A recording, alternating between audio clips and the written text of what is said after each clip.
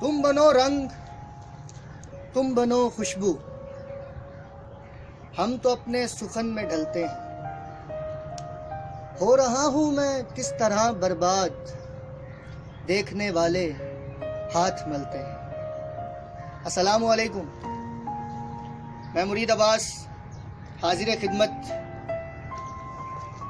John Elia की जिंदगी पर जो लोगों ने राय बना रखी है, उनकी शायरी पर जो उनके ओपिनियंस हैं, और जो हमारी यूथ इसको अडॉप्ट कर रही है, वो किस लेवल पर अडॉप्ट कर रही है। जॉन एलिया किस तरह हमारे बच्चों के खून में समा रहा है, किस तरह वो उसको अपने रंग में ढाल रहा है। हमारे बच्चे किस तरह जॉन के रंग में जॉन बनने की कोशिश कर रहे हैं। कुछ सवाल हैं जो हम अपनी क्रिटिक्स की, व्यूज की नजर में देखेंगे। क्या जॉन एलिया एक वबाल बन चुका है? क्या जॉन एलिया एक वायरस बन चुका है? जी, जॉन एलिया एक वायरस और वबाल दोनों बन चुका है। किन के लिए? आइए देखते हैं।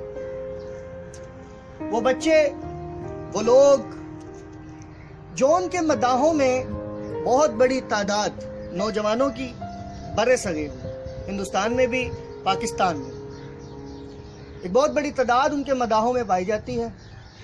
और उस तादाद में मेजॉरिटी उन लोगों की है जिनको ना तो शऊर है, ना उनको शायरी का इल्म है, ना उन्हें अच्छे और बुरे शेर की तमीज़ करने का फ़र्क पता है। बस इसी बिना पर कि जॉन एक दो बातें कर गया, एक लिरिक, दो लिरिक्स, उसकी एक दो तहरीरें पढ़ के जो सादी उसको समझ लिया कि बस यही सब कुछ है, और इसी बिना पर अपनी राय कायम करते। और जॉन को आज लोग एक पैशन के तौर पे इस्तेमाल कर रहे हैं, पैशन समझते हैं। और अगर यूं कहूं कि कुछ लोगों ने इसे अपना मजहब बना लिया और जॉन को अपने खून में समाया हुआ पाते, कहते हैं कि जॉन एक जहर बन चुका है, हमें मार दिया जॉन की शायरी ने।